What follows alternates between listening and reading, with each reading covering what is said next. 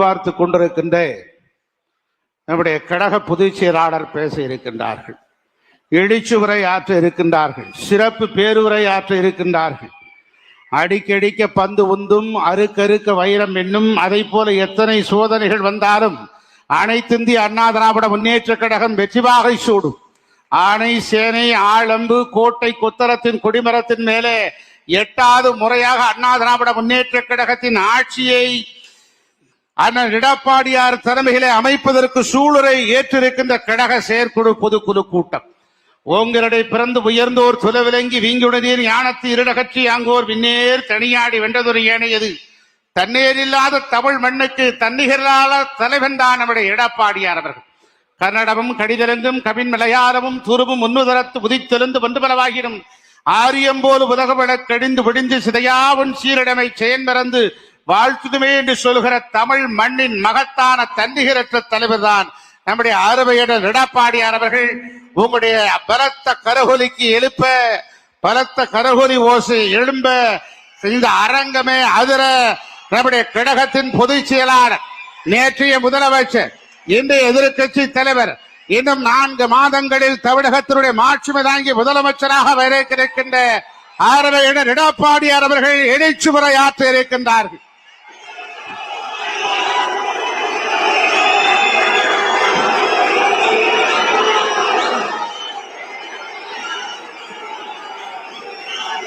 பொன்மனச்செம்மல் புரட்சி தலைவர் எம்ஜிஆர், இதயம் புரட்சி தலைவி அம்மா இருவரும் தெய்வங்களை வணங்கி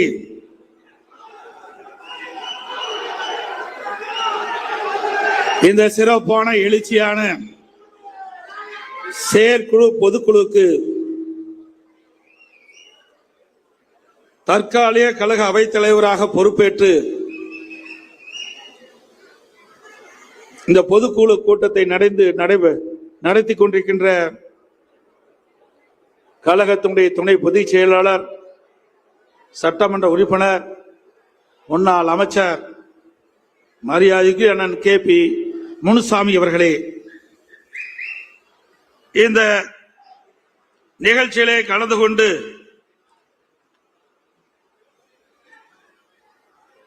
சிறப்பான கருத்துக்களை உங்களிடத்திலே பகிர்ந்து கொண்ட தலைமை கழகத்தினுடைய நிர்வாகிகள், மதிப்புக்கும் மரியாதைக்கும் உரிய அண்ணன் திண்டுக்கல் சி சீனிவாசன் முன்னாள் கழக பொருளாளர், முன்னாள் அமைச்சர் அண்ணன் அவர்களே, நிகழ்ச்சியிலே கலந்து கொண்டு சிறப்பான கருத்துக்களை வழங்கிய கழக துணை பொதுச் செயலாளர், முன்னாள் அமைச்சர், சட்டப்பேரவை உறுப்பினர் அண்ணன் நத்தம்ரா விஸ்வநாதன் அவர்களே, நிகழ்ச்சியிலே பங்கு பெற்று சிறப்பான கருத்துக்களை உங்களிடத்தில் எடுத்து வைத்த கழக தலைமை நிலை செயலாளர், முன்னாள் அமைச்சர், சட்டப்பேரவை உறுப்பினர் திரு SP வேலுமணி அவர்களே, இந்த நிகழ்ச்சியிலே கலந்து கொண்டு சிறப்பித்துக் கொண்டிருந்து வரவேற்புரை நிகழ்த்திய கழக மகளிரணி செயலாளர், கழக செய்தி தொடர்பாளர், முன்னாள் அமைச்சர் மரியாதைக்கு அக்கா திருமதி வளர்மதி அவர்களே, இரங்கல் தீர்மானத்தை வாசித்த முன்னாள் அமைச்சர், கழக அமைப்பு செயலாளர் அண்ணன் S. செம்மலை அவர்களே,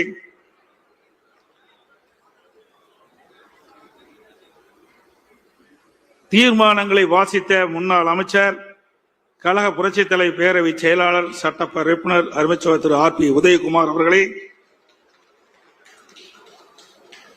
தீர்மானத்தை வாசித்து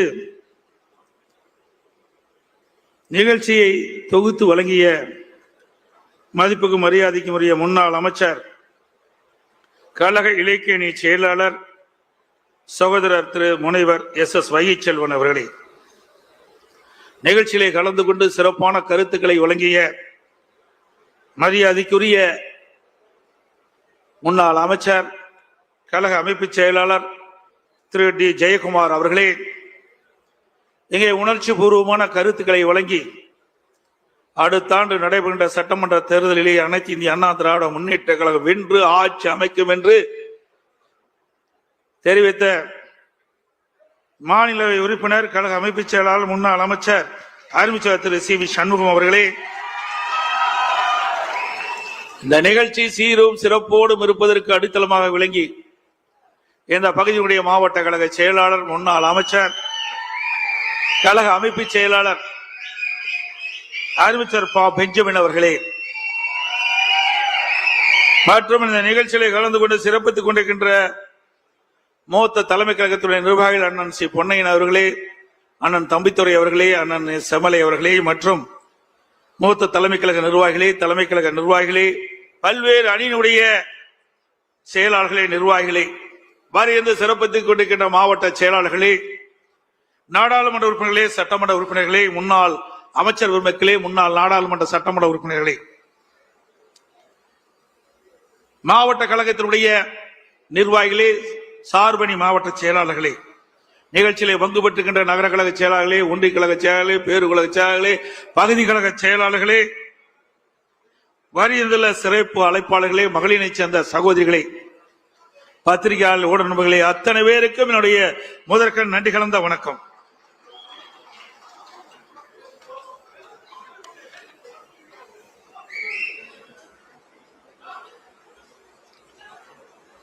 எனக்கு முன்னாலே பேசியவர்களெல்லாம் அழகாக, அற்புதமாக அடுத்த ஆண்டு நடைபெறுகின்ற சட்டமன்ற பொதுத் தேர்தலை குறித்து விளக்கமாக, தெளிவாக, இங்கே சுருக்கமாக சொன்னாலும் தெளிவாக சொல்லிவிட்டு அமர்ந்திருக்கின்றார்கள். தீய சக்தி திமுகவை தமிழகத்திலிருந்து அடியோடு அகற்ற வேண்டும் என்பதற்காகத்தான் பொன்மனச்சம்பல் புரட்சி தலைவர் எம்ஜிஆர் அவர்கள் அனைத்து இந்திய அண்ணா திராவிட முன்னேற்ற கழகத்தை தொடங்கினார்கள். அவருடைய மறைவுக்கு பிறகு நம்முடைய இதய புரட்சி தலைவி அம்மா அவர்கள் பல்வேறு சோதனைகளை தாங்கி கழகத்தை கட்டி காத்தார்கள். இருவரும் தலைவர்கள் இருக்கின்ற பொழுதுதான் ஏழை எளிய மக்கள், பட்டியலின மக்கள், விவசாயிகள், மீனவர்கள், நெசவாளர்கள், தொழிலாளர்கள், சிறுபான்மை மக்கள் என்று பலதரப்பட்ட மக்களுக்கும் அவர்களுக்கு நன்மை பயக்கக்கூடிய திட்டங்களை கொண்டு வந்து சாதித்த தலைவர்கள் நம்முடைய இருவரும் தலைவர்கள்.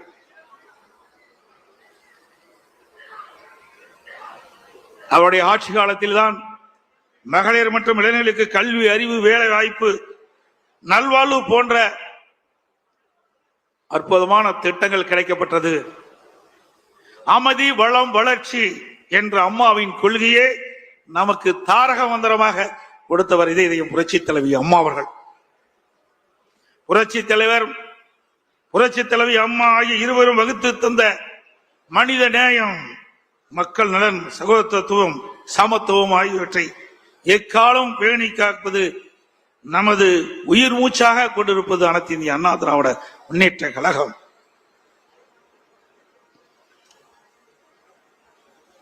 இன்றைக்கு ஆட்சியில இருக்கின்ற பொழுதும் இந்த பத்திரிகையும் ஊடகம் நம்மளை விமர்சனம் செய்தார்கள். எதிர்கட்சியாக இருக்கின்ற பொழுதும் நம்மை பற்றித்தான் விமர்சனம் செய்து கொண்டிருக்கின்றார்கள். அனைத்து இந்திய அண்ணா திராவிட முன்னேற்ற கழக கட்சி இருக்கின்ற காரணத்தினால்தான் இந்த ஊடகமும் பத்திரிகையும் இயங்கிக் கொண்டிருக்கிறது என்று நிலை இருக்கின்றது. அனைத்து இந்திய அண்ணா திராவிட முன்னேற்ற கழகத்தை பொறுத்த வரைக்கும் பொன்மனச்சம்பல் புரட்சி தலைவர் எம்ஜிஆர், இதயம் புரட்சி தலைவி அம்மா இருவரும் தலைவர்களுக்கு வாரிசு இல்ல, நாம் தாம் வாரிசாக பார்த்தார்கள். நாட்டு மக்களைத்தான் வாரிசாக பார்த்தார்கள். அவளுக்கு என்ன செய்ய வேண்டும், எது செய்தால் நன்மை கிடைக்கும் என்று எண்ணி எண்ணி எண்ணற்ற திட்டங்களை வழங்கிய காரணத்தினால்தான் இன்றைக்கு அனைத்து இந்திய அண்ணா திராவிட முன்னேற்ற கழகத்தை எவராலும் தொட்டு பார்க்க முடியவில்லை. எனக்கு முன்னாலே தலைமை கழக நிர்வாகிகள் பேசியது போல எவ்வளவு பிரச்சனை, சட்டமன்றத்திலே பெரும்பான்மை நிரூபிக்கின்ற பொழுது இங்க இருக்கின்ற மேடையிலே வீட்டிருக்கின்ற அமைச்சர் பெருமக்கள் அப்பொழுது அமைச்சராக இருந்தால் அந்த காட்சியெல்லாம் நாம் பார்த்தோம். அந்த தீர்மானம் நிறைவேற்றக்கூடாது என்பதற்கு நம்மோடு இருந்தவர்களே சில பேர் எதிரியோடு சேர்ந்து கைகோர்த்து ஒரு சோதனையை உருவாக்கினார்கள். சட்டமன்ற மாமன்றத்திலே சட்டப்பேரவை தலைவருடைய உத்தரவின் பேரிலே பெரும்பான்மை நிரூபிக்கின்ற தீர்மானத்தை கொண்டு வருகின்ற பொழுது இப்ப முதலமைச்சர் அன்றைக்கு எதிர்க்கட்சி தலைவராக இருந்தார். அவரும் அவரோடு சேர்ந்த சட்டமன்ற உறுப்பினர்களும் எப்படி நடந்து கொண்டார் என்பது தொலைக்காட்சியின் வாயிலாக நாம் அத்தனை பேரும் பார்த்தீர்கள். உங்களுடைய ஆதரவால் சட்டமன்ற உறுப்பினருடைய ஆதரவால் நான் முதலமைச்சராக தேர்ந்தெடுக்கப்பட்டு அந்த தீர்மானத்தை நிறைவேற்றுகின்ற நிலையிலே என்னுடைய மேஜின் மீது ஏறி டான்ஸ் ஆடுறாங்க திமுக எம்எல்ஏ. இங்க இருக்கின்ற அமைச்சர்கள் முன்னரசில் இருக்கின்றார்களே, அமைச்சர்கள் மீது அமைச்சருடைய மேஜின் மீது ஏறி டான்ஸ் ஆடுறாங்க. சட்டப்பேரவை தலைவர் அவரை கீழே இழுத்து தள்ளி அவருடைய இருக்கையிலே அமர்கிறார்கள். அவருடைய மைக் உடைக்கப்படுகிறது. அப்படிப்பட்ட கொடுமையான நிகழ்ச்சி ஏற்படுத்தியவர் இன்றைய முதலமைச்சர் திரு ஸ்டாலின் அவர்கள். எண்ணி பாருங்கள், அதையெல்லாம் நாம் கடந்தோம், வெற்றி பெற்றோம். அது பொறுத்து கொள்ள முடியாமல் சட்டையை கிழித்துக் கொண்டு வீதியிலே தெரிந்தவர் தான் இன்றைய முதலமைச்சர் ஸ்டாலின் அவர்கள். ஸ்டாலின் அவர்களே, அன்றைக்கு நீங்கள் சட்டையை கிழித்துக் கொண்டுதான் வெளியே சென்றீர்கள். ஆனால் அடுத்த ஆண்டு நடைபெறுகின்ற சட்டமன்ற பொதுத் தேர்தலில் அனைத்து இந்திய அண்ணா திராவிட முன்னேற்ற கழக தலைமையிலே அமைக்கப்படுகின்ற கூட்டணி பெரும்பான்மையான இடங்களிலே வெற்றி பெற்று அனைத்து இந்திய அண்ணா திராவிட முன்னேற்ற கழகம் தனி பெரும்பான்மையோடு ஆட்சி அமைக்கும். அப்பொழுது எந்த நிலையில் இருப்பீர்கள் என்று தெரியவில்லை.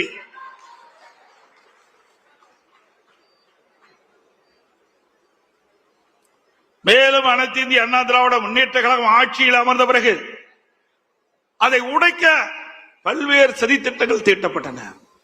அதை முடக்க பல்வேறு நடவடிக்கைகள் எடுக்கப்பட்டன. பல்வேறு வழக்குகளை தொடர்ந்தார். அதையெல்லாம் தாண்டிதான் நாம் ஒரு சிறப்பான ஆட்சியை நாட்டு மக்களுக்கு கொடுத்தோம். இன்றைக்கும் எதிர்கட்சிகள், ஏன் திராவிட முன்னேற்ற கழக கட்சி கூட நம்முடைய ஆட்சியை பற்றி விமர்சனம் செய்ய முடியவில்லை. அப்படி அற்புதமான ஆட்சி கொடுத்தது அண்ணா திமுக அரசாங்கம். என்ன சொல்கிறார் திரு ஸ்டாலின்? எடப்பாடி பழனிசாமி, அண்ணா திமுக, பாரதிய ஜனதாவோட கூட்டணி. இதைத்தான் சொல்ல முடியும். ஆட்சியில் ஏதாவது குறை இருக்கின்றதா சொல்லுங்கள், அதுக்கு பதில் சொல்ல நாங்கள் தயாராக இருக்கின்றோம். எந்தவித குறையும் சொல்ல முடியவில்லை. அப்படி ஒரு பொற்கால ஆட்சி கொடுத்தது அண்ணா திமுக அரசாங்கம். இங்கே வீட்டிருக்கின்றீர்களே, என் முன்னிலை அமர்ந்திருக்கின்றார்களே முன்னாள் அமைச்சர்கள், அவரெல்லாம் என்னோடு சிறப்பான முறையிலே பணியாற்றினார்கள். அதனால் ஒரு நல்ல ஆட்சியை நாட்டு மக்களுக்கு கொடுக்கப்பட்டோம், வழங்கினோம். அதே ஆட்சி மீண்டும் தமிழகத்திலே கொண்டு வருவதற்கு நீங்கள் அத்தனை பேரும் முழு ஒத்துழைப்பு நல்க வேண்டும். இந்த செயற்குழு பொதுக்குழு மேடையில வீட்டுகள் அத்தனை பேரும் நினைத்தால் நிச்சயம் அது நிறைவேறும். இங்கே வந்திருக்கின்ற தலைமை கழக நிர்வாகிகள், மாவட்ட செயலாளர்கள், ஒன்றிய செயலாளர், நகர செயலாளர், பேருக்குழு பகுதி செயலாளர், பொதுக்குழு உறுப்பினர்கள் அத்தனை பேரும் பல்வேறு தேர்தல்களை களம் கண்டவர்கள். நாடாளுமன்ற தேர்தலாலும் சரி, சட்டமன்ற தேர்தலாலும் சரி, உள்ளாட்சி தேர்தலாலும் சரி, அல்லது கூட்டுறவு சங்க தேர்தலாலும் சரி, அவ்வப்போது நடைபெறுகின்ற இடைத்தேர்தலாலும் சரி, அத்தனை தேர்தலிலும் களப்பணி ஆற்றி கழக நிறுத்தப்படுகின்ற வேட்பாளருக்கு வெற்றி பெற்ற நபர்கள் நீங்கள் அத்தனை பேர். அனுபவம் வாய்ந்தவர்கள், திறமையானவர்கள், எப்படி வாக்கு சேகரிக்க வேண்டும் என்று அரசியல் பாடம் கற்றவர்கள். ஆகவே அத்தனையும் உங்கள் மனதில் இருக்கின்ற, உங்களுடைய அனுபவத்தில் இருக்கின்ற அதை இந்த தேர்தலை பயன்படுத்துங்கள். நிச்சயமாக 100% வெற்றி பெறுவோம். மீண்டும் அதிமுக ஆட்சி தமிழகத்திலே மலரும். இது எந்த கொம்பனாலும் தடுக்க முடியாது. மரியாதைக்குரிய சகோதரர் சி.வி. சண்முகம் குறிப்பிட்டார், நாமும் தேர்தல் வகுப்பாளை வைத்திருக்கிறோம். நம்முடைய கணக்கு நமக்கு தெரியும். அடுத்த ஆண்டு நடைபெற்ற சட்டமன்ற பொதுத் தேர்தலில் அனைத்து இந்திய அண்ணா திராவிட முன்னேற்ற கழகம் கூட்டணி 210 இடங்களிலே வெல்லும்.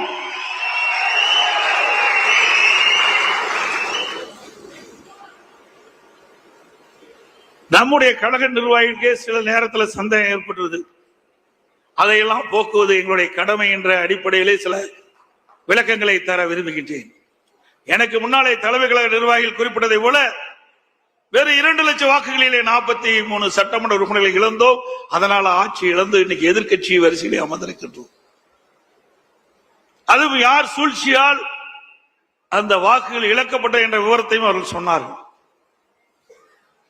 2011 2022 வரைக்கும் ஒரு பொற்கால ஆட்சி கொடுத்தது அனைத்து இந்திய அண்ணா திராவிட முன்னேற்ற கழகம். அந்த காலகட்டத்திலே நாம் தேர்தலிலும் சந்தித்தோம். இன்றைக்கு 1991 திமுக 2 இடம் தான் வெற்றி பெற்றது. திமுக 2 இடத்துல தான் ஜெயிச்சாங்க. நம்முடைய அம்மாவுடைய தலைமையிலே அமைக்கப்பட்ட கூட்டணி பெரும்பாலான இடங்களில் அனைத்தும் வெற்றி பெற்றது. ஒரு சரித்திர சாதனையை படைத்தோம். அதற்கு பிறகு 2006 நாம் 4 இடங்களில் தான் வெற்றி பெற்றோம். 2001 மீண்டும் அனைத்து இந்திய அண்ணா திராவிட முன்னேற்ற கழகம் வெற்றி பெற்று இதை புரட்சி தலைவி அம்மாவில் தமிழகத்திலே முதலமைச்சராக தேர்ந்தெடுக்கப்பட்டார். 2006 திராவிட முன்னேற்ற கழகம் 96 இடங்களிலே வெற்றி பெற்று மைனாரிட்டி ஆட்சி நடைபெற்றுக் கொண்டிருந்தது. 2011 அனைத்து இந்திய அண்ணா திராவிட முன்னேற்ற கழகம் மீண்டும் வெற்றி பெற்று திராவிட முன்னேற்ற கழகம் எதிர்க்கட்சி வரிசையில் கூட அமர முடியவில்லை. பிரதான எதிர்க்கட்சி கூட கிடைக்கல. அப்பொழுது திரு ஸ்டாலினுடைய அப்பா திரு கருணாநிதியே இருந்தார். அப்பவே உங்களுக்கு எதிர்க்கட்சி வரிசையில் இடம் இல்ல. 2014 ஒரு நாடாளுமன்ற உறுப்பினர் கூட திமுகவுக்கு வெற்றி பெற முடியல. 2014 ஒரு நாடாளுமன்ற திமுக கட்சி சேர்ந்த வெற்றி பெற முடியல. திமுக கூட்டணி கட்சி சேர்ந்த வெற்றி பெற முடியல. அண்ணா திமுக 37 இடங்களிலே வெற்றி பெற்று சாதனை படைத்தது. 2016 புரட்சி தலைவி அம்மாவில் யாருடன் கூட்டணி வைக்காமல் 234 இடங்களும் இரட்டலை சின்னத்திலே போட்டியிட வைத்து பெரும்பான்மை இடங்களை வெற்றி பெற்று ஆட்சி அமைத்தார்கள். இப்படிப்பட்ட இயக்கத்தை பற்றி திமுக தலைவர் விமர்சனம் செய்வது கேலி கூத்தாக இருக்கின்றது. சக்கரம் சுற்றி கொண்டே இருக்கும். கீழே இருக்க சக்கரம் மேலே வரும். அது தெரியாமல், விவரம் தெரியாமல் திரு ஸ்டாலின் பேசி வருகிறார். அதே வேளையில் நாம் சிந்தித்து பார்க்க வேண்டும். நாடாளுமன்ற தேர்தலிலே மக்கள் ஒரு மாதிரி வாக்களிப்பாங்க, சட்டமன்ற தேர்தலிலே வேறு மாதிரி வாக்களிப்பார்கள். அதுதான் தமிழ்நாட்டுடைய நிலைமை. 2019 நாடாளுமன்ற தேர்தல் நடைபெற்றது.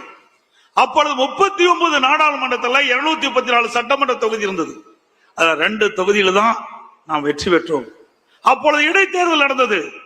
22 சட்டமன்ற தேர்தல் 9 தேர்தல் நாம் வெற்றி பெற்றோம்.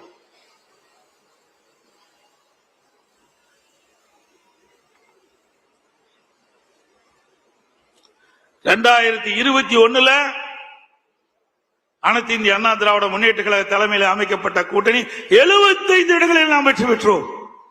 2019 நாடாளுமன்ற தேர்தலில் 2 இடங்கள் வெற்றி பெற்ற அண்ணா திமுக கூட்டணி ஒரு இடத்துல தான் எம்பியில் நாம் வெற்றி பெற்றோம் 2019. ஆனா எம்எல்ஏ தொகுதி வரும்போது 2 இடத்துல வெற்றி பெற்றோம். அதே 2021 75 இடங்களில் வெற்றி பெற்றோம். அதே போல 2019 நாடாளுமன்ற தேர்தல்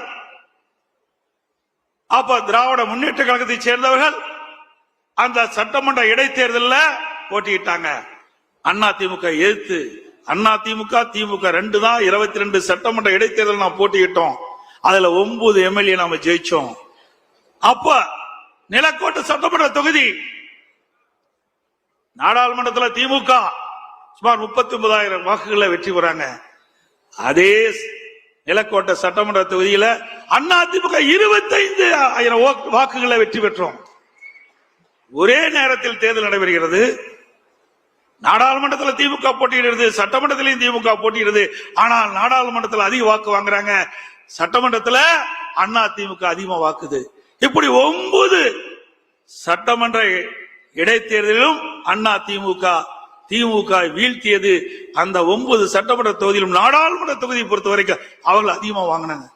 இதுதான் நிலைமை.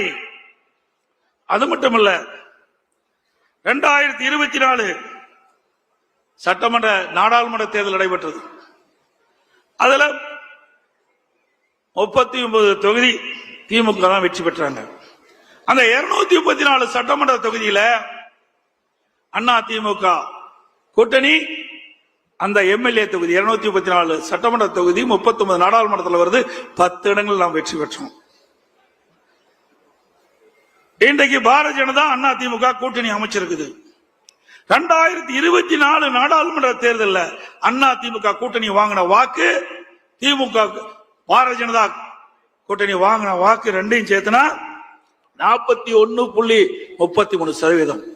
அண்ணா திமுக வாங்கின வாக்கு நாடாளுமன்றத்தில் 23.5%.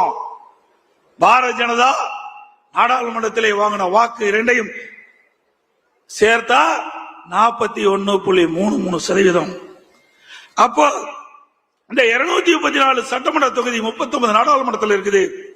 இதுல அந்த 41.33% வாக்குல பார்த்தா 84 சட்டமன்ற தொகுதி வெற்றி பெறுகிற வாய்ப்பு இருக்குது. அதிகமா வாங்கியிருக்கிறோம். 84 சட்டமன்ற தொகுதியில அதிகமான வாக்குகளை பெற்றுக்கிறோம். 15 சட்டமன்ற தொகுதியில 1% வாக்கு தான் குறைவு. 18 சட்டமன்ற தொகுதியில 1-2% வாக்கு தான் குறைவுபட்டிருக்குது.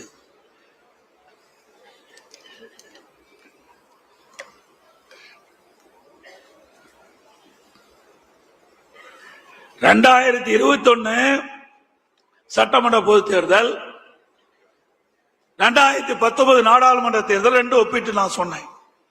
2019 நாடாளுமன்ற தேர்தலில் அந்த நாடாளுமன்ற தேர்தல் 2 இடங்கள் தான் எம்எல்ஏ தொகுதியில் வெற்றி பெற்றோம். 21 75 தொகுதி வெற்றி பெற்றோம். இப்போ அண்ணா திமுக பாரதிய ஜனதா கூட்டணி அமைச்ச பிறகு 84 இடங்களை வெற்றி பெற்றிருக்கிறோம். அப்போ 19 2 இடங்கள் வெற்றி பெற்ற போது 84 என்று சொன்னால் 75 என்று சொன்னால் இப்பொழுது 84 என்றால் அடுத்த ஆண்டு நடைபெற்ற சட்டமன்ற பொதுத் தேர்தலில் 210 இடங்களில் அண்ணா திமுக தலைமையில் அமைக்கக்கூடிய கூட்டணி வெல்லும்.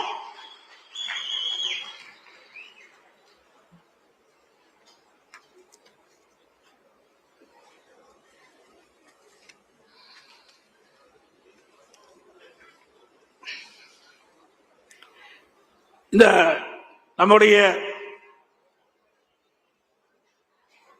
தீர்மானத்தில் கூட அதை கொண்டாந்து இருக்கிறோம். திமுக கவர்ச்சிகரமா 2021 சட்டமன்ற பொதுத் தேர்தலில் சுமார் 525 அறிவிப்புகளை வெளியிட்டாங்க. நிறைவேற்ற முடியாத அறிவிப்புகளை வெளியிட்டு மக்களை ஏமாற்றி கொள்ளைப்புறத்தின் வழியாக ஆட்சிக்கு வந்த பிறகு சுமார் 4% அந்த அறிவிப்பை கூட நிறைவேற்ற முடியாத ஒரு சூழ்நிலை. அதுல முக்கியமானது கல்வி கடன் ரத்துனாங்க, இல்ல கேஸ் சிலிண்டர் மானியம் கொடுக்கல, பெட்ரோல் டீசல் விலை குறைக்கல, நீட் தேர்வு ரத்துனாங்க, அதுக்கு ரகசியம் இருக்குன்னு சொன்னாங்க. இதுவரைக்கும் ரகசியத்தையே சொல்லல துணை முதலமைச்சர். 100 நாள் வேலை திட்டம் 150 நாளாக உயர்த்த பண்ணாங்க, உயர்த்தல, ஏழை மக்களை ஏமாத்திட்டாங்க. அரசு காலி பணியிடங்கள் அரசாங்கத்தில் 3 லட்சம், அரசு சார்ந்த நிறுவனத்தில் 2 லட்சம், மொத்தம் 5 லட்சம் காலி பணியிடங்கள் நிரப்புனாங்க. இது வரைக்கும் நிரப்பல. கடந்த சட்டமன்ற பொதுத் தேர்தலில் வெறும் 50,000 பேர் தான் அரசு ஊழியர்கள் நிரப்பப்பட்டதா அறிவிச்சாங்க. இந்த 4.5 ஆண்டுகள அரசு பணியாளர்கள் சுமார் 75,000 பேர் பணி ஓய்வு பெற்றுக்கிறாங்க. அதோட அதிமுக ஆட்சியிலே கொண்டு வரப்பட்ட திட்டம் தாலிக்கு தங்க திட்டம் நிறுத்திட்டாங்க. அம்மா வினிக்கலை கைவிட்டுட்டாங்க. அம்மா இருசக்கர வாகனம் அதையும் கைவிட்டுட்டாங்க. இப்படி மக்களுக்கு நன்மை பயக்கக்கூடிய அதிமுக ஆட்சியில போடப்பட்ட திட்டங்களை எல்லாம் நிறுத்திய அதுதான் திமுக ஆட்சியுடைய சாதனை. அடிக்கடி ஸ்டாலின் சொல்லுவதெல்லாம் நாங்க குடும்ப தலைவிக்கு 1000 ரூபாய் கொடுத்துட்டோம். எப்ப கொடுத்தீங்க? அதிமுக தொடர்ந்து சட்டமன்றத்தில் அழுத்தம் கொடுத்தோம். தேர்தல் நேரத்தில் குடும்ப தலைவிக்கு 1000 ரூபாய் கொடுப்பதாக தேர்தலில் அறிவிப்பை கொடுத்துவிட்டு அவருடைய வாக்குகளை பெற்று ஆட்சிக்கு வந்த பிறகு கொடுக்கப்பட்ட வாக்குறுதியை நிறைவேற்றவில்லை. அதனால கொடுக்கப்பட்ட வாக்குறுதியை நிறைவேற்றுகின்ற விதமாக மாதந்தோறும் குடும்ப தலைவிக்கு 1000 ரூபாய் கொடுக்க வேண்டும் என்று பிரதான எதிர்க்கட்சி என்ற முறையில் நம்ம தொடர்ந்து சட்டமன்றத்தில் அழுத்தம் கொடுத்தோம். தொலைக்காட்சியின் வாயிலா தெரிவிச்சோம், ஊடகத்தின் வாயிலா தெரிவிச்சோம். நம்முடைய சட்டமன்ற உறுப்பினர்கள் தொடர்ந்து சட்டமன்றத்தில் அழுத்தம் கொடுத்தாங்க. அதிமுக பொதுக்கூட்டத்திலே தொடர்ந்து விமர்சனம் பண்ணோம். வேறு வழி இல்லாம 28 மாதம் கழிச்சு அதிமுக கொடுக்கப்பட்ட அழுத்தத்தின் காரணமா தான் மாதந்தோறும் குடும்ப தலைவிக்கு 1000 ரூபாய் கிடைச்சிருக்குது. எப்ப ஸ்டாலின் நேற்றைய தினம் கூட குறிப்பிடுறார், மேலும் 30 லட்சம் பேர்களுக்கு விதியை தளர்த்தி குடும்ப தலைவிக்கு 1000 ரூபாய் மாதந்தோறும் கொடுப்பதா சொல்றாங்க. அப்படின்னா இன்னும் 4 மாசம் தான் கொடுக்க முடியும். 56 மாதம் கொடுக்கல. குடும்ப தலைவருடைய கஷ்டத்தை பார்த்து கொடுக்கல. அடுத்த ஆண்டு நடைபெறுகின்ற பொது தேர்தலை மனதிலே வைத்துக் கொண்டு திரு ஸ்டாலினுடைய அரசாங்கம்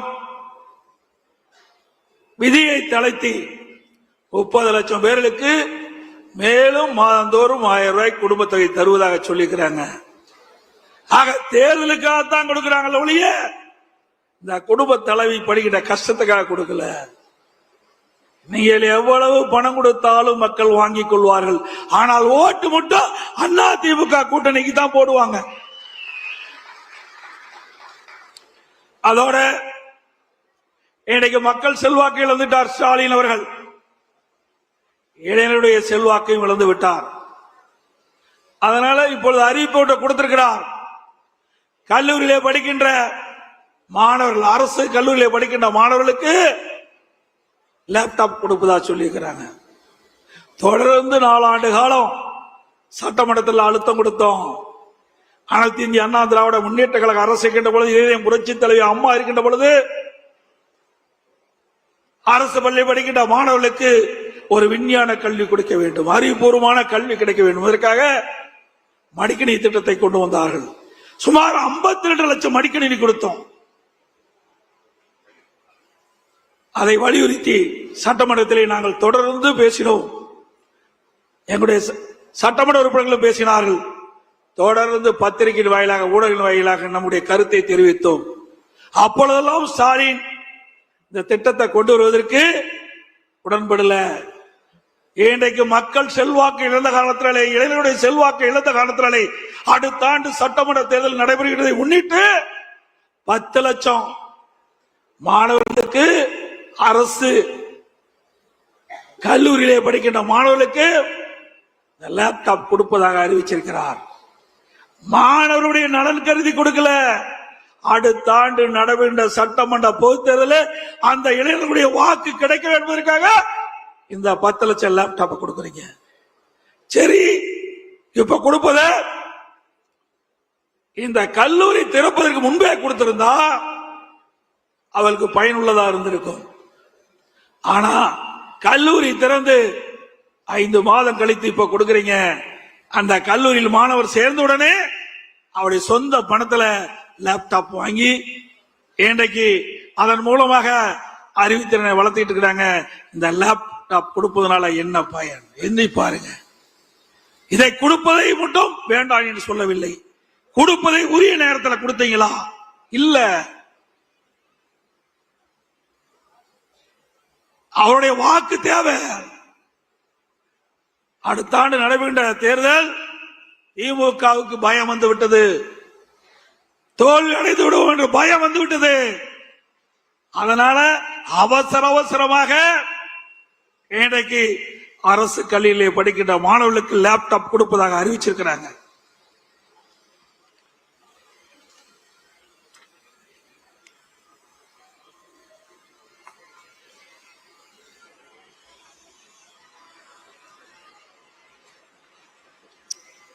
திராவிட முன்னேற்ற கழகம் ஆட்சிக்கு வந்த பிறகு விவசாயிகளை போராட்டம் நடத்தினால் அவளை குண்டர் சட்டத்திலே கைது செய்தார். விவசாயிகளுக்கு அநீதி இழைக்கப்படுகின்ற அரசு மக்கள் விரோத திமுக அரசாங்கம். அது மட்டும் இல்லாம டெல்டா மாவட்டம் குறுவை சாகுபடி, அந்த சாகுபடி செய்த விவசாயிகள்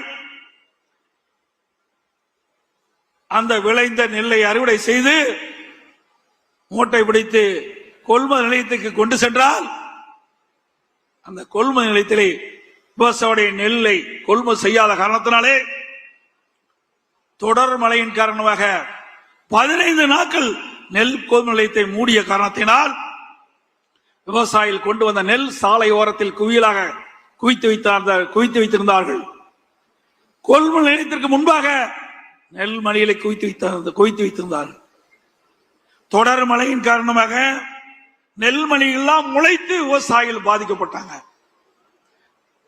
நம்முடைய டெல்டா மாவட்டத்தில் இருக்கின்ற நம்முடைய கழக மாவட்ட செயலாளர்கள், தலைமை கழக நிர்வாகிகள், முன்னாள் அமைச்சர் வேண்டுகோளை ஏற்று நான் ஓடோடி சென்று டெல்டா மாவட்ட விவசாயிகளை சந்தித்து நேரடி கொள்முதல் நிலையத்துக்கு சென்று அவர்களுக்கு ஆறுதல் கூறி என்ன வரும் என்று கேட்டேன்.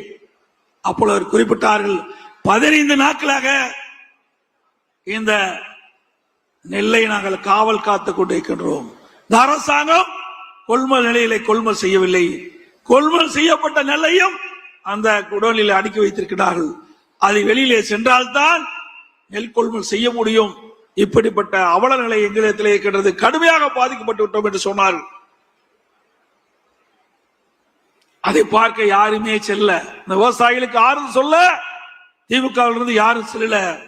திரு உதயநிதி டெல்டா மாவட்டத்துக்கு போன அறிவிச்சாங்க, பத்திரிகையில பார்த்தேன். பரவாயில்ல, விவசாயிகளுக்கு ஆறுதல் சொல்ல போகிறார் என்று நினைத்தேன். ஆனா அங்க போகல, நேரா ரயில்வே ஸ்டேஷனுக்கு போய் சரக்கு ரயிலுக்கு கொடி காட்டிட்டு வந்துட்டார். ஏற்கனவே அந்த கொள்முதல் செய்யப்பட்ட அந்த நெல் மூட்டைகள் எல்லாம் அதுக்கு முன்பு 20 நாட்கள் ட்ரெயின்ல போயிட்டு இருக்குது, சரக்கு ரயில்ல போயிட்டு இருக்குது. ஏன்னா விவசாயிகளை பார்ப்பதற்கு அச்சம். அங்கே போனா கேரோ பண்ணிட்டு என்ன பண்றது அப்படின்ற பயத்துல அப்படியே திரும்பி போயிட்டாரு துணை முதலமைச்சர் ஸ்டாலின் அவர்கள், துணை முதலமைச்சர் திரு உதயநிதி அவர்கள். விவசாயிகளை இன்றைக்கு நஷ்டத்திலே தள்ளி அரசாங்கம் திராவிட முன்னேற்ற கழக அரசாங்கம்.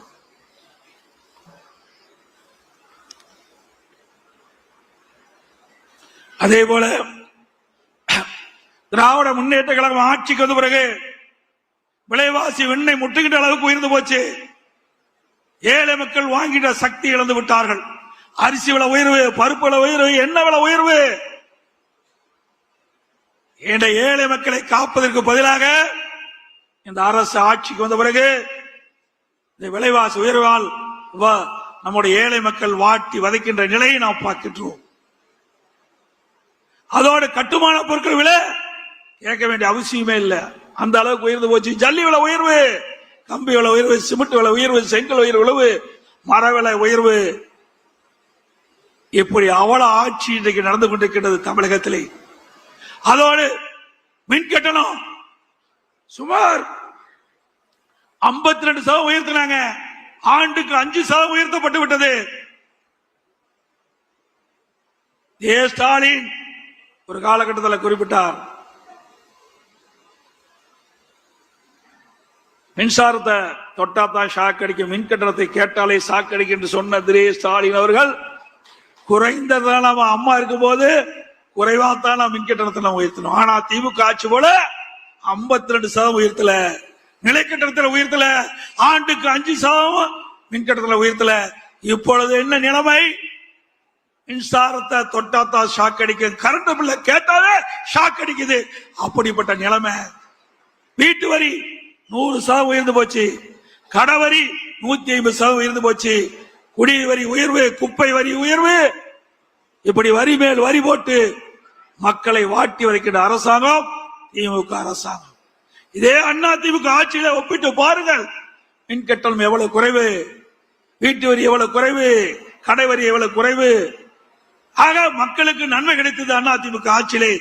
இன்னைக்கு திராவிட முன்னேற்ற கழக ஆட்சியிலே வரி மேல் வரி போட்டு மக்களை உறிஞ்சுகின்ற, ரத்தத்தை உறிஞ்சுகின்ற நிலைதான் இன்றைய நிலை என்பதை நாம் எண்ணி பார்க்க வேண்டும்.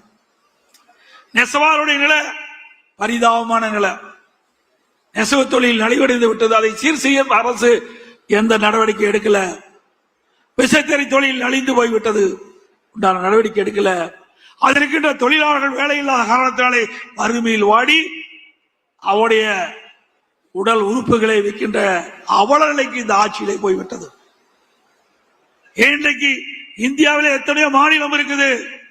தமிழகத்தில் ஆட்சி செய்கின்ற இந்த ஸ்டாலின் மாடல் அரசாங்கத்திலே உடல் உறுப்பை விற்று வாழ்க்கை நடத்தக்கூடிய ஒரு துர்பாகிய நிலை இந்த ஆட்சியிலே தான் பார்க்கப்படுகிறது. ஒரு திமுக சட்டமன்ற உறுப்பினர் அவருடைய மருத்துவமனையிலே இந்த வறுமையில் வாடுகின்ற தொழிலாளிகளுடைய உடல் உறுப்பு கிட்னியை முறைகேடாக பெற்று அந்த முறைகேடு விசாரித்தது இதே திராவிட முன்னேற்ற கழக ஆட்சி. அவர் மீது இது எந்த நடவடிக்கை எடுக்கல. ஆனா அதிமுக ஆட்சிக்கு வந்த பிறகு இந்த கிட்னி முறைகேட்டில் ஈடுபட்டவர்கள் மீது சட்டப்பூர்வமாக நடவடிக்கை எடுக்கப்படும். இந்த ஆட்சியில உடல் உறுப்பை கூட விட்டு வைக்கல. அப்படி மோசமான ஆட்சி இன்றைக்கு தமிழகத்திலே நடைபெற்றுக் கொண்டிருக்கின்றது.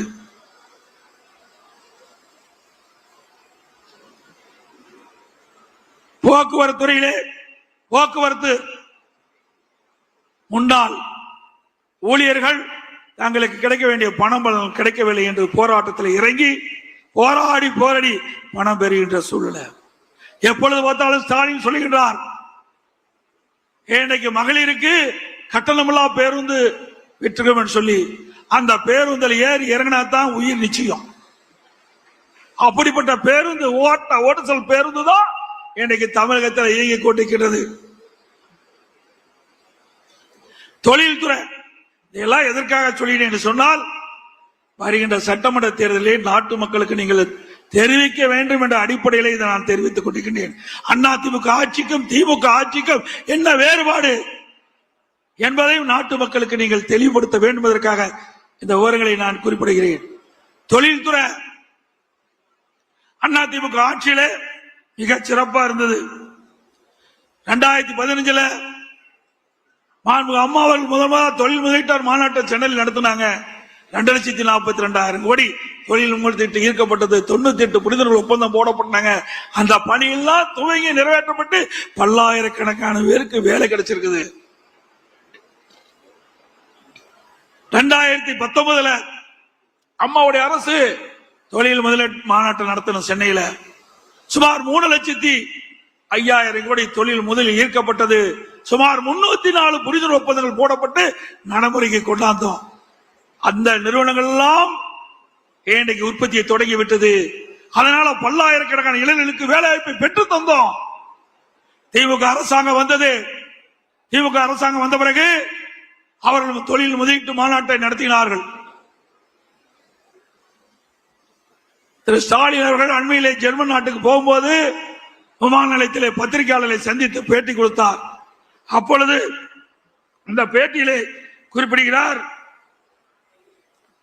திமுக ஆட்சியிலே 922 புரிந்துணர்வு ஒப்பந்தங்கள் போடப்பட்டதாக, 10,62,000 கோடி தொழில் முதலீட்டு ஈர்க்கப்பட்டதாக, அந்த நிறுவனங்கள் எல்லாம் உற்பத்தியை தொடங்கின பொழுது சுமார் 32,81,000 பேருக்கு வேலை கிடைக்கும் என்று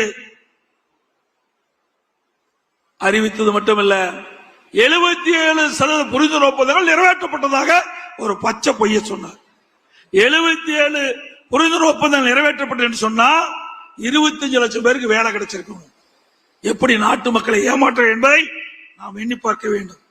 இந்த விவரத்தை வெள்ளை அறிக்கையை வெளியிட வேண்டும் என்று தொழில்துறை மந்திரி கிட்ட நாங்கள் வேண்டுகோளா வச்சோம்.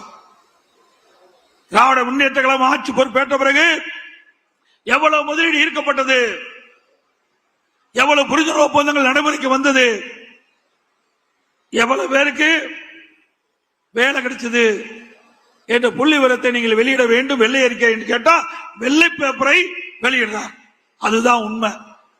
எதையுமே செய்யல, செஞ்சிருந்தா தானே அவர்கள் அறிப்பை வெளியிட முடியும்.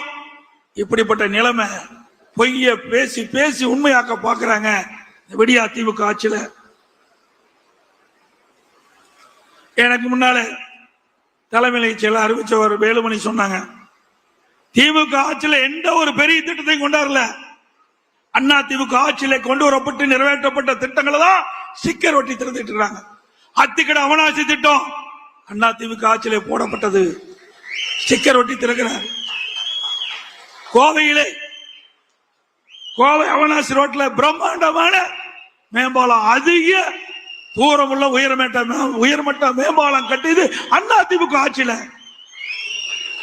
அங்க மட்டுமல்ல, தமிழ்நாடு முழுவதும் ரயில்வே கடவுக்கு குறுக்கே மேம்பாலம், சாலை சந்திப்பிலே மேம்பாலம், ஆற்று குறுக்கே மேம்பாலம், நல்ல சாலை வசதி, கூட்டு குடிநீர் திட்டம், கடலீரை குடிநீராக்கு திட்டம், இப்படி பல திட்டங்களை கொண்டு வந்து நடைமுறைப்படுத்த ஒரே அரசாங்கம் அண்ணா திமுக அரசாங்கம். இப்படி ஏதாவது ஒரு திட்டத்தை உங்களால கொண்டு வர முடிஞ்சுதா? இல்ல.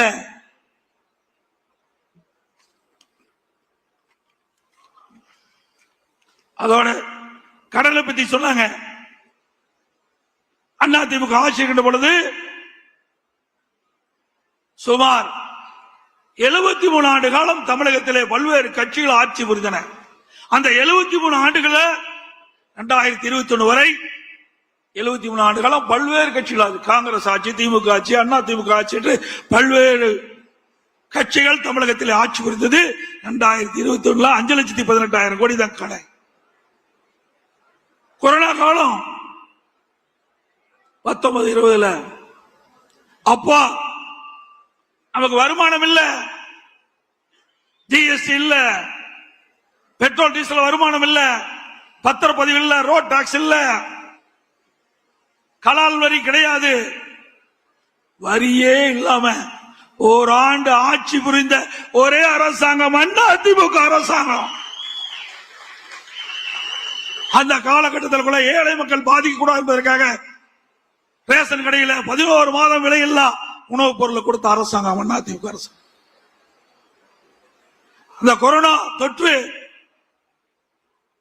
அந்த நோய் எப்படி ஒருவருக்கு வரும், அதை எப்படி அந்த நோயை குணப்படுத்துவது என்று எதுவுமே தெரியாத சூழலில் கூட தமிழகத்தில் இருக்கின்ற விலை மதிக்க முடியாத உயிர்களை காப்பாற்றிய ஒரே அரசாங்கம் அண்ணா திமுக அரசாங்கம்.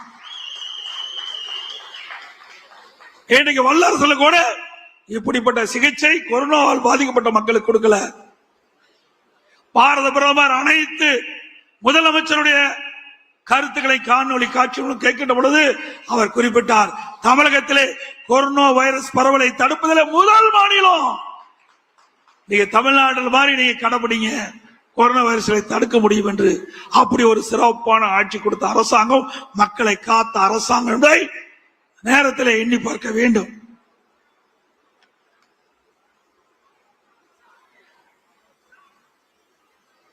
இன்றைக்கு தொலைக்காட்சி நாம பார்த்தாவே கொலை, கொள்ளை, திருட்டு, வழிப்பறிவு, பாலியல் வன்கொடுமை தான் தினந்தோறும் வர செய்தியா இருக்குது.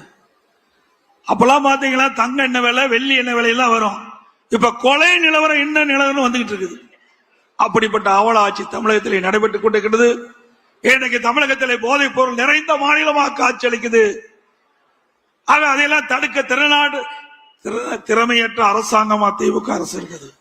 ஏன்னா பாதி பேர் திமுக காரனை விற்கிறான், அதை தடுக்க முடியாது. இன்றைக்கு திமுக ஆட்சிக்கு பிறகு எல்லா துறையும் ஊழல், டாஸ்மாக் துறையில் ஊழல், இன்றைக்கு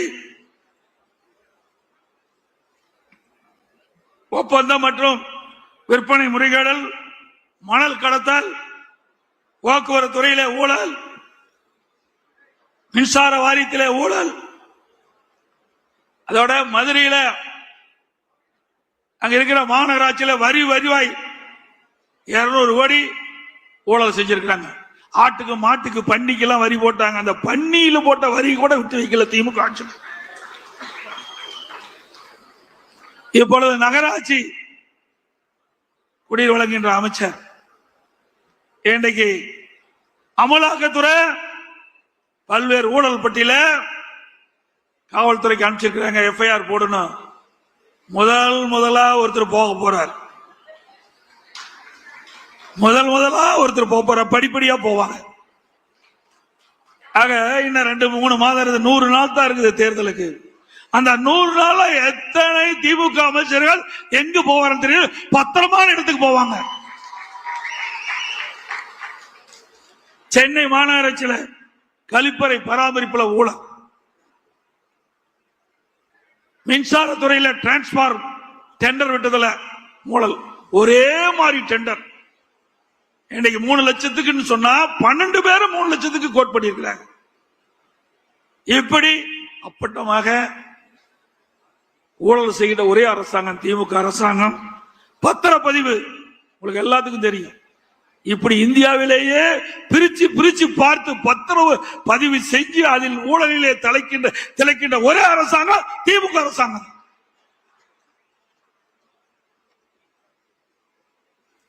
விலையிலா வேட்டி சில அந்த ஏழைகளுக்கு கொடுப்பதில் கூட விட்டு வைக்கல, முறையா கொடுக்கல. தரமற்ற நூலை கொடுத்துட்டு அதுலயும் ஊழல். அப்புறம் தமிழ்நாடு குடிநீர் வடிகால் வாரியம், அதுல பராமரிப்பு பணி ஆண்டுக்கு ஒரு முறை டெண்டர் விடுவாங்க. இப்ப திமுக அரசாங்கம் அடுத்த முறை ஆட்சிக்கு வர முடியாதுன்னு தெரிஞ்சுக்கிட்டாங்க. 3 ஆண்டுக்கு ஒரு முறை டெண்டர் விடுவதாக கமிஷன் பெறுவதற்கு இப்பொழுது தயாராகிட்டாங்க. எப்பொழுது பார்த்தாலும் அண்ணா திமுக முன்னாள் அமைச்சர் மீது வழக்கு போட்டிருக்கிறாங்க அப்படின்னு சொல்லிட்டு இருந்தாங்க.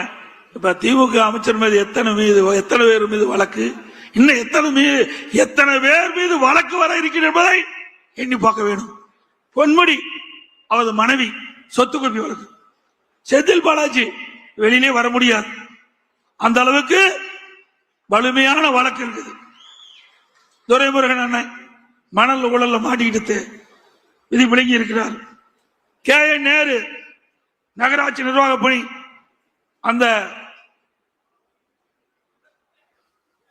நிர்வாக பணி, அந்த பணிக்கு ஆள் எடுப்பதில் ஊழல், டெண்டர் ஊழல். அனிதா ராதாகிருஷ்ணன் அவர்கள் சொத்து குவிப்பு வழக்கு. திரு ஏவே வேலு அவர் மேலேயும் ஊழல் வருதா, ஊழல் வழக்கு இருப்பதா சொல்றாங்க. திரு ஐ பெரியசாமி அவர்கள் வீட்டு வசதி வாரிய நில மோசடி. திரு தங்கம் தென்னரசு சொத்து குவிப்பு வழக்கு. திரு KKS ராமச்சந்திரன் சொத்து குவிப்பு வழக்கு. திரு ரகுபதி சிறைத்துறையில் உணவு வழங்குதல் ஊழல் மற்றும் சிறை வாடல் இடமாற்றம் ஊழல். திரு ராஜா கண்ணப்பன் போக்குவரத்து துணை போக்குவரத்து ஆணையம் 35 லட்சம் பறிமுதல் செய்தி வெளிவந்துள்ளது. திரு சக்கரபாணி பொங்கல் தோப்பு கொடுத்தார்ல, அவர் வெள்ளம் கொடுத்தது மறக்கவே முடியாது. தைப்பொங்கல் வந்தா அந்த வெள்ளம் ஞாபகம் தான் மக்களுக்கு வரும். ஒழுகுற வெள்ளத்தை கொடுத்த ஆசாமி தான் திரு சக்கரபாணி அவர்கள். அதே போல சிவசங்கர் அவர்கள். இப்படி பல பேர் ஊழல் பட்டியலில் இடம் பெற்றுக்கிறீங்க. எங்களை பார்த்தா ஊழலை பத்தி பேசுறீங்க. திமுக ஆட்சியுடைய நிலையே கலெக்ஷன், கமிஷன், கரப்ஷன். இதுதான் தாரக மந்திரம். இதெல்லாம் பட்டியல் இருக்குது. இவரெல்லாம் தேர்தல் நேரத்தில் எங்க இருப்பான்னு தெரியாது. வெளியில் இருப்பது எனக்கு தெரியல. ஏன்னா நடவடிக்கை தொடங்கிட்டாங்க. பத்திரமா இருக்க வேண்டிய இடத்துல இருப்பாங்க. திரு பள்ளிவேல் தியாகராஜன் நிதி அமைச்சராக இருக்கும்போது ஒரு ஆடியோவில் ஒரு செய்தி வெளியிட்டார். திரு உதயநிதி அவர்களும் திரு சபரீஷ் அவர்களும் 30,000 கோடி கையில் வைத்துக் கொண்டு என்ன செய்வது என்று தெரியாமல் திகைத்துக் கொண்டிருப்பதாக ஒரு செய்தி எல்லா வலைதளம் பார்த்திருப்பீங்க. 30,000 கோடி கொள்ளையடிச்சிருக்காங்கன்னா எத்தனை டிபார்ட்மெண்ட்ல எவ்வளவு கொள்ளையடிச்சிருப்பாங்க. இதையெல்லாம் அதிமுக ஆட்சிக்கு பிறகு தோண்டி எடுத்து சட்டப்பூர்வ நடவடிக்கை எடுக்கப்படும். திமுக பொறுத்த வரைக்கும் அந்த காலத்திலிருந்து இந்த காலம் வரை திமுக ஊழல் திமுக அதுதான் நிலை. எப்பொழுது திமுக வந்தாலும் ஊழல் தொடர்ந்து வரும். இதுதான் தமிழ்நாட்டுடைய நிலைப்பாடு.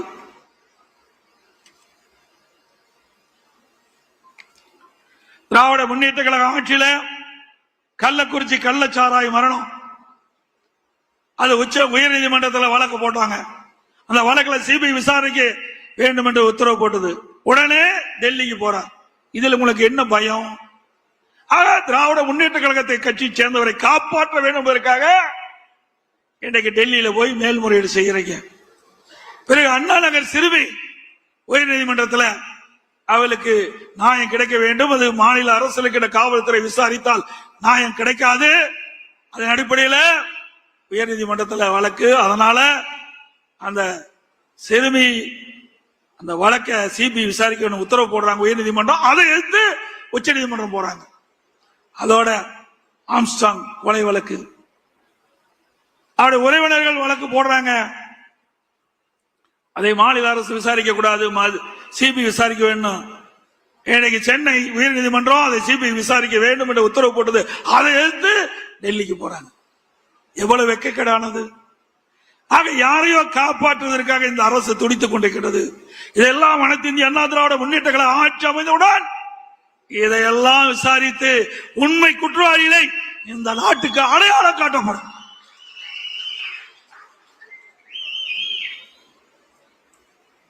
இதுல எனக்கு முன்னால சொன்னாங்க எஸ்ஐஆர்.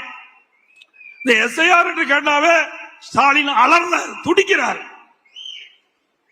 ஏன்னா எல்லாம் கள்ள ஓட்டு போட்டு தானே ஜெயிச்சிருக்கிறாங்க. உண்மையா வாக்காளர் சந்தித்து அந்த வாக்களை பெற்று அவர் வெற்றி பெறவில்லை. அதை சென்னை மாநகரம் கேட்க வேண்டிய அவசியமே இல்லை. இறந்தவர்கள் எல்லாம் உயிர் பெற்று வந்து ஓட்டு போடுவாங்க. அப்படிப்பட்ட நிலைமை இன்றைக்கு எஸ்ஐஆர் பணி துவங்கப்பட்டு விட்டது. மத்திய தேர்தல் ஆணையம் அறிவிக்கப்பட்டு பணி துவங்கி நாளையோட நிறைவேற இருக்கின்றது. நம்முடைய கழக நிர்வாகிகள், தொண்டர்கள், மாவட்ட செயலாளர், ஒன்றிய செயலாளர், நகர செயலாளர், பேரூர் செயலாளர், பகுதி செயலாளர், வட்ட செயலாளர், வார்டு செயலாளர் அத்தனை பேர் ஒருமித்த கருத்தோடு நாளை இறுதி நாள். அதனால ஏதாவது விடுபட்டு இருந்தா அதை முறையாக அந்த எஸ்ஐஆர் பணியை மேற்கொள்ள வேண்டும் என்று அன்போடு இந்த நேரத்தில் கேட்டுக்கிறேன்.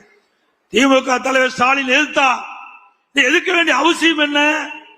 இருநூறு வாக்களை நீக்கிறாங்க, ஒரு இடத்துல இருந்து வேற இடத்திற்கு குடி போயிடுறாங்க, அவர் அந்த இடத்துல வாக்கு பதிவாகிறது.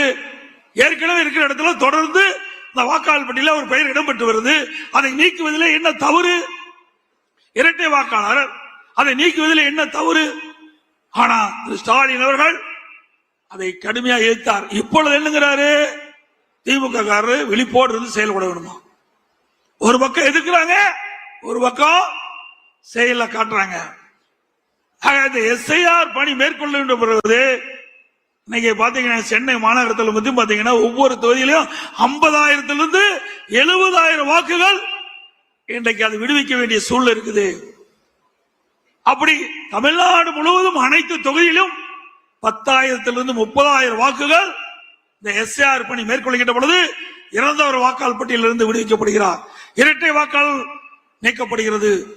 அதே போல குடிபெயர்ந்தவர்கள், மாற்றிடத்துக்கு போனவர்கள் அதை கண்டறிந்து அவர் விடுவிக்கப்படுகின்றது. இப்படி தமிழ்நாடு முழுவதும் முறைகேடாக வாக்காளர் பட்டியலில் இடம்பெற்றவர்கள் சுமார் பல லட்சம் பேர் விடுவிக்கப்படுகின்ற சூழல் ஏற்படுது. இதையெல்லாம் விடுவிக்கலனா அடுத்த ஆண்டு நடைபெற்ற சட்டமன்ற தேர்தலில் இப்படி போலி வாக்காளரை வைத்து அவர் வெற்றி பெறுவதற்கு வாய்ப்பு ஏற்படும். அதனாலதான் அலறாங்க, துடிக்கிறாங்க திரு ஸ்டாலின்.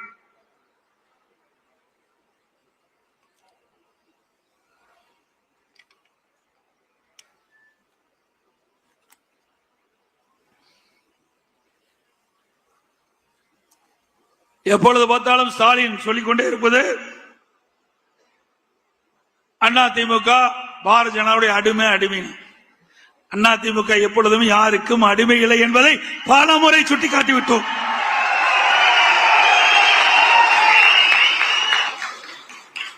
இதே திராவிட முன்னேற்ற கழகம் திரு கருணாநிதி இருக்கின்ற பொழுது 1999 ஆண்டு நாடாளுமன்ற தேர்தலில் பாரதிய ஜனதாவோட கூட்டணி போட்டு வெற்றி பெற்று திரு வாஜ்பாய் அவர்களுடைய மத்திய அமைச்சர்களே திமுக எம்பி இடம் பெற்றிருந்தாங்க. திரு முரசொலி மாறன் அவர்கள் மத்திய அமைச்சராக இருந்தார். அப்போ அவர் உடல்நிலை சரியில்லாமல் இருந்த போது ஓராண்டு மருத்துவமனையில் இலாக்கா மந்திரியா வச்சிருந்தாங்க. 2001 சட்டமன்ற பொது தேர்தல், அப்பொழுது பாரதிய ஜனதா திமுக கூட்டணி அங்க வச்சது. அப்பெல்லாம் பாரதிய ஜனதா கட்சி நல்ல கட்சி.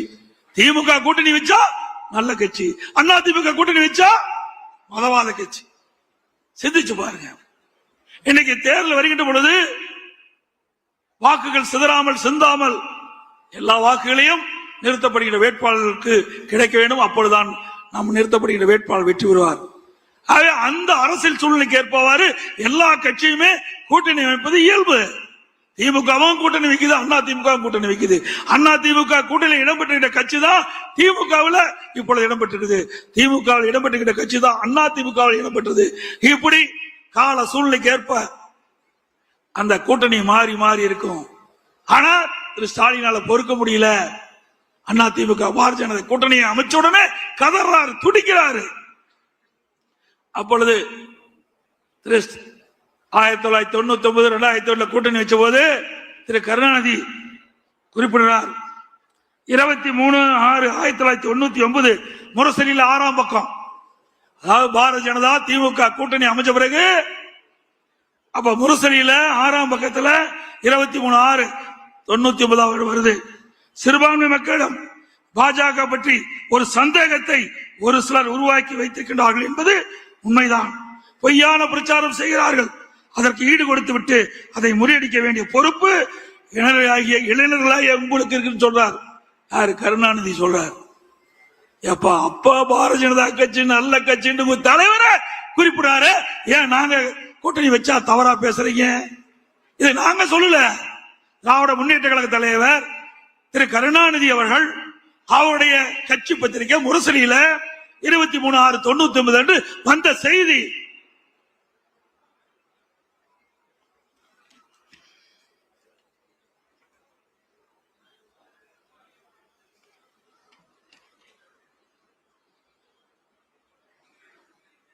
அதே போல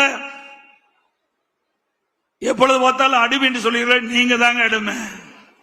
2011 மத்தியிலே காங்கிரஸ் ஆட்சி. அப்பொழுது அந்த காலகட்டத்தில் சட்டமன்ற தேர்தல் வர இருக்கிறது. அப்ப சட்டமன்ற தேர்தல் வருகின்ற பொழுது அண்ணா அறிவாலயத்தில் முதல் மாடியில கலைஞர் தொலைக்காட்சியில முறைகேடு தான் சிபிஐ ரெய்டு நடந்தது. கீழ்த்தளத்தில் கூட்டணி பேச்சுவார்த்தை, மேல் தளத்தில் காங்கிரஸ் ஆட்சி மத்தியில் நடக்குது. அங்க சிபிஐ ரெய்டு, கீழ்த்தளத்தில் கூட்டணி பேச்சுவார்த்தை. இப்படி மிரட்டி பணிய வைத்து அடிமையாக இருந்தது திமுக. அண்ணா திமுக அப்படி அல்ல.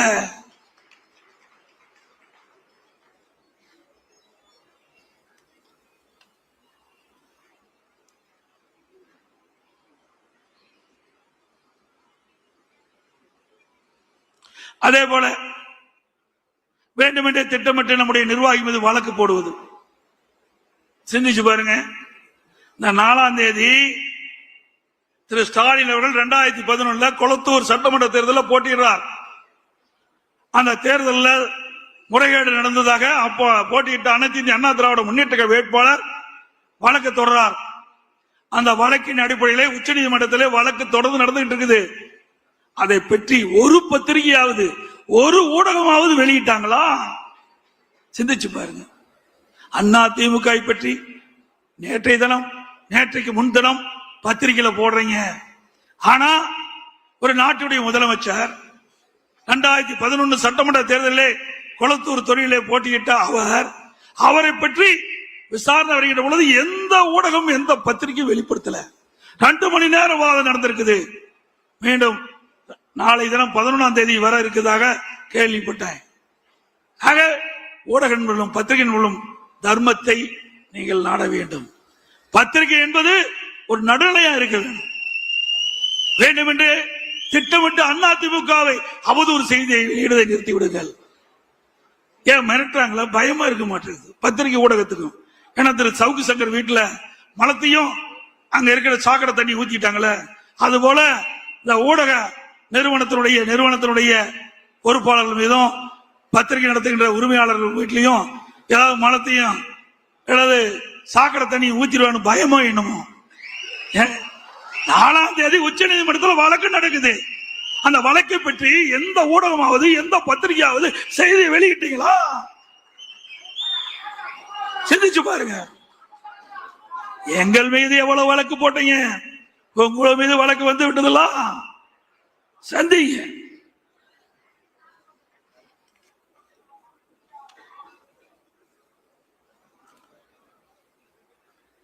திராவிட முன்னேற்றங்களை உருவாக்கிய பேர் அண்ணா அவர்கள் களம் ஒரு குடும்பம். நாங்க இன்றைக்கு திமுக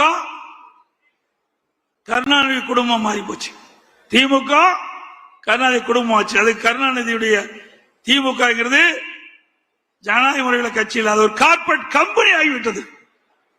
நீங்க பாத்தீங்கன்னா திரு கருணாநிதி முதலமைச்சர் வந்தாரு, அதுக்கு பிறகு ஸ்டாலின் முதலமைச்சர். இப்ப உதயநிதி கொண்டு வருவதற்கு துடிச்சிட்டு இருக்காரு. ஒருபோதும் நடக்காது. ஸ்டாலின் அவர்களே ஒருபோதும் நடக்காது. அவர் எம்எல்ஏ ஆக்குனீங்க, அப்புறம் மந்திரி ஆக்குனீங்க, துணை முதலமைச்சர் ஆக்கிறீங்க. அந்த உழைத்தவர்கள் எல்லாம் ஓரம் கட்டப்பட்டிருக்கிறார்கள். துரைமுருகன் அவர்கள் இப்பொழுது இருக்கின்ற சட்டமன்ற உறுப்பினர்களே அதிக நாள் சட்டமன்ற உறுப்பினர் இருந்தவர் அண்ணன் துரைமுருகன் அவர்கள். எமர்ஜென்சின்னு எப்ப பார்த்தாலும் ஸ்டாலின் பேசிட்டு இருப்பார். விசா சட்டத்தில் நாங்கள் சிறை சென்றோம் சொன்னார். அப்பொழுதும் துரைமுருகன் அவர்களும் எமர்ஜென்சியில பாதிக்கப்பட்டவர் தான். அப்படிப்பட்டவர்களுக்கு உங்களால துணை முதலமைச்சர் கொடுக்க முடியல. திரு கருணாநிதி குடும்பத்தில் இருந்தவர்கள், திரு ஸ்டாலின் குடும்பத்தில் இருந்தவர்களுக்கு தான் ஆட்சியிலும் பங்கு, அதிகாரத்திலும் பங்கு. அப்படிப்பட்ட நிலைமைதான் திமுக இருக்குது. அனைத்து இந்திய அண்ணா திராவிட முன்னேற்ற கழகத்தில் அப்படி இல்ல. ஜனநாயகம் உள்ள ஒரு இயக்கம். யார் வேணாலும் உழைத்தால், கட்சிக்கு விசுவாசமா இருந்தால் உச்சபட்ச பதவிக்கு வர முடியும்.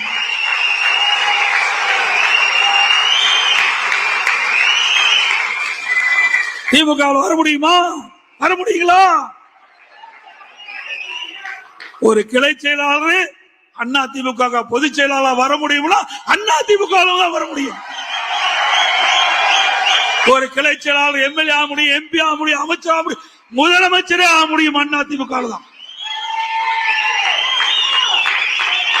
திமுக போல வாரிசு அரசியல் கிடையாது. குடும்ப ஆட்சி இல்ல, மன்னர் ஆட்சி இல்ல. அண்ணா திமுக ஒரு ஜனநாயகம் உள்ள ஒரு கட்சி. ஏழைகளுக்கும் இடம் உண்டு, உழைப்பவர்களுக்கும் இடம் உண்டு. அவர்களும் எம்எல்ஏ ஆவார்கள். கள்ளக்குறிச்சி சட்டமன்ற உறுப்பினர் என்ன மெட்டாமிராஸ் தாரா? பவானி சாகர் சட்டமன்ற உறுப்பினர் மெட்டாமிராஸ் தாரா? சாதாரண குடும்பத்தை சேர்ந்தவர், ஏழை குடும்பத்தை சேர்ந்தவர்.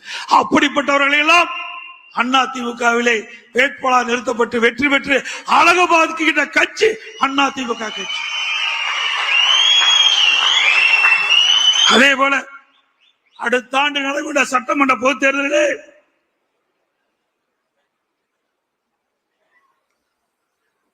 இங்கே வந்திருக்கிற பல நிர்வாகிகள் வேட்பாளராக வருவதற்கு வாய்ப்பு உண்டு என்பதை இந்த நேரத்தில் தெரிகிறது. இயக்கத்துக்கு விசுவாசமாக உழைக்கின்றவர்கள் நிச்சயமாக கிடைக்கும். எனக்கு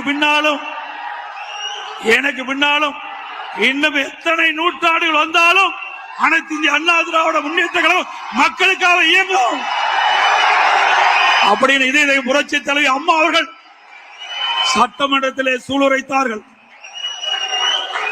அதை நனவாக்கின்ற விதமாக ஒவ்வொருவரும் தேனீக்களை போல, எறும்பை போல சுறுசுறுப்பாக பணியாற்றி நமக்கு விழக்கூடிய வாக்குகள் சிந்தாமல் சிதறாமல் தேர்தல் நேரத்திலே அவளை அழைத்து வந்து பதிய வைத்து தலைமை கழகம் அறிவிக்கப்படுகிற வேட்பாளர்களின் கூட்டணி கட்சியைச் சேர்ந்த வேட்பாளர் வெற்றி பெற செய்ய வேண்டும் என்று இருகர கோப்பிகளை வேண்டி கேட்டுக் கொள்கிறேன். அதோட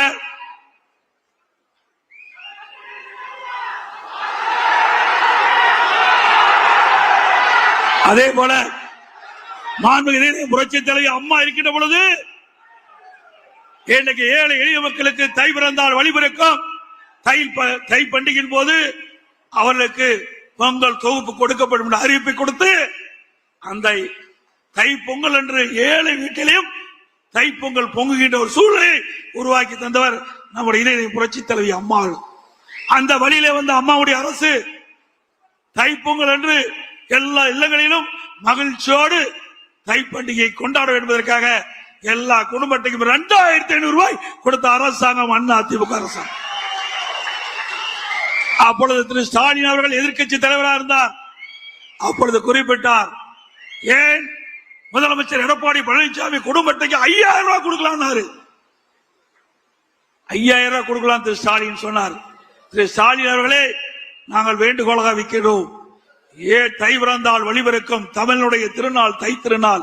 அப்படி தை திருநாளிலே தை பண்டிகையின் போது எல்லா இடங்களிலும் மகிழ்ச்சியோடு தை பண்டிகை கொண்டாடுகின்ற விதமாக ஒவ்வொரு குடும்பத்துக்கும் 5000 ரூபாய் வழங்குங்கள். இப்பொழுதாவது நீங்கள் செய்த ஊழலாவது,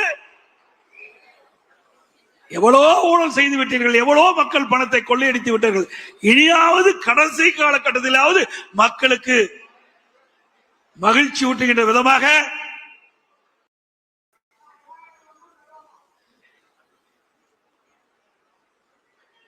அது மட்டுமல்ல,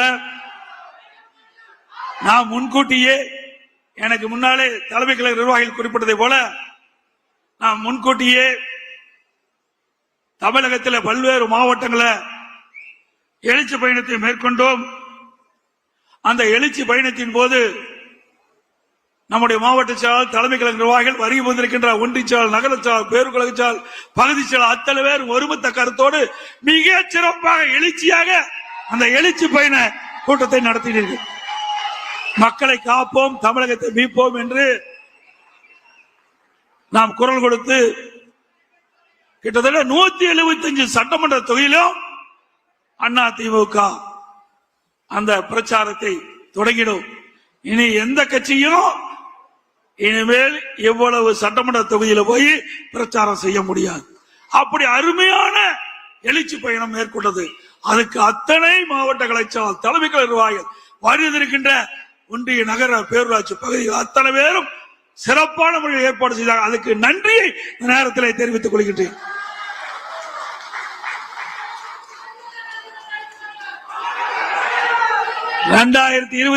ஆண்டு நடைபெற்ற சட்டமன்ற பொதுத் தேர்தலிலே நல்ல கூட்டணி அமையும், கவலைப்படாதீங்க. இன்னொன்றையும் சொல்கிறேன், அதிமுக பொறுத்த வரைக்கும் சொந்த பலம் உள்ள கட்சி, சொந்த பலம் வாய்ந்த கட்சி. திமுக பொறுத்த வரைக்கும் மக்கள் பலம் இழந்த கட்சி. அதனால்தான் எப்பொழுது பார்த்தாலும் ஸ்டாலின் பேசுறார், எங்கள் கூட்டணி வலிமையான கூட்டணி, எங்கள் கூட்டணி வலிமையான கூட்டணி. இவர் கட்சி பத்தி நம்பி நிக்கல, இவர் கட்சி நம்பி நிக்கல, கூட்டணி நம்பித்தான் நிற்கிறார். ஆனா நம்ம கூட்டணியில் அங்க வைக்கிற கட்சிகள் எல்லாம் சுதந்திரமாக செயல்படுகின்ற கட்சிகள். தேர்தல் நேரத்தில் நம்ம கூட்டணி வைப்போம். எப்பொழுதும் 2019 சரி, 2021 சரி, 2024, 2019 நாடாளுமன்ற தேர்தல், 2021 சட்டமன்ற தேர்தல், 2024 நாடாளுமன்ற தேர்தல், எல்லா தேர்தலிலுமே தேர்தல் அறிவிப்புக்கு முன்பு, ஒரு மாதத்துக்கு முன்புதான் கூட்டணி பேச்சுவார்த்தை நடத்தி நாம் கூட்டணி அமைச்சோம். அதே போல் இப்பொழுதும் தேர்தலுக்கு முன்பு அற்புதமான கூட்டணி அமைக்கப்படும். நம்முடைய கூட்டணி பெரும்பான்மையான இடங்களிலே வெற்றி பெறும், சந்தேகமே வேண்டாம். உங்களுக்கு எல்லாம் சந்தேகத்தை போக்கின்ற அளவுக்கு நான் விளக்கம் கொடுத்திருக்கின்றேன். அதோட அடுத்த ஆண்டு 2026 ஆண்டு நடைபெற்ற சட்டமன்ற பொதுத் தேர்தலில் அதிமுக தலைமை தான் நம்முடைய கூட்டணிக்கு தலைமை தாங்கும். அதிமுக தான் ஆட்சி அமைக்கும், அதிமுக தான் தனி பெரும்பான்மையோடு ஆட்சி அமைக்கும்.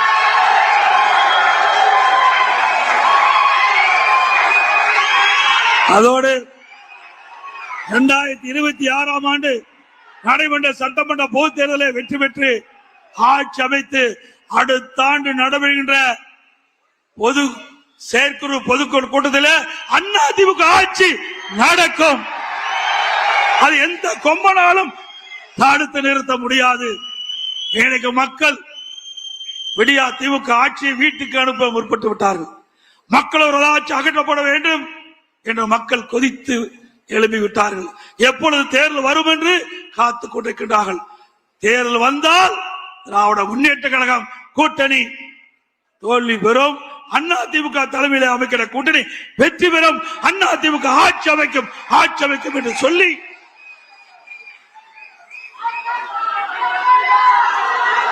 அதே போல அத்தனை பேர்களுக்கும் வருகின்ற செயற்குழு பொதுக்குழு தலைமை நிர்வாகிகள் அத்தனை பேருக்கும் கிறிஸ்துமஸ் நல்வாழ்த்துக்கள். அடுத்த ஆண்டு வர உள்ளதால் ஆங்கில புத்தாண்டு நல்வாழ்த்துக்கள், பொங்கல் நல்வாழ்த்துக்கள்.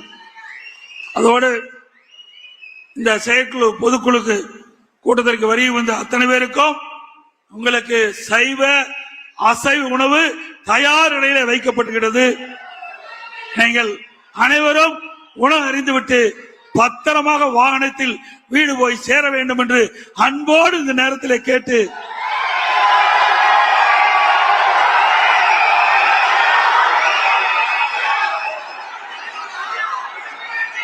அதே போல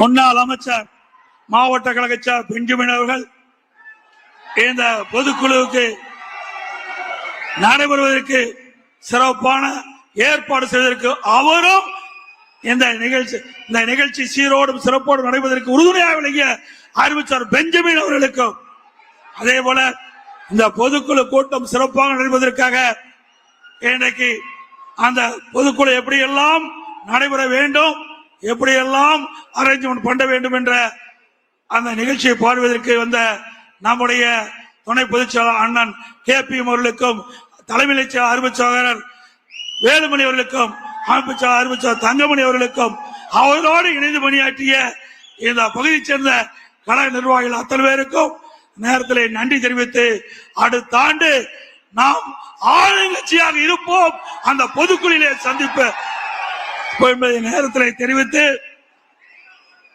இன்றைக்கு காலையிலே வந்துட்டீங்க, பசியோடு இருக்கிறீங்க, இன்னும் நிறைய பேச வேண்டி இருந்தது. இருந்தாலும் அதையெல்லாம் சுருக்கமாக பேசி உங்களுடைய பசியோடு இருப்பவர்களுக்கு மேலும் காலதாமம் செய்யக்கூடாது என்ற அடிப்படையிலே இப்பொழுது என்னுடைய உரையை நிறைவு செய்கின்றேன். அத்தனை பேரும் உழைக்க வேண்டும். இந்த உழைப்பு தான் வெற்றிக்கை. இன்றைக்கு யானைக்கு தும்பிக்கை, நமக்கு நம்பிக்கை. அந்த நம்பிக்கை ஒவ்வொருவருக்கும் ஏற்பட வேண்டும். நம்முடைய செயல்பாடு சிறப்பாக இருக்க வேண்டும். அதுதான் முக்கியம் என்பதை இந்த நேரத்தில் தெரிவித்து எனது உரையை நிறைவு செய்கின்றேன். நன்றி, வணக்கம்.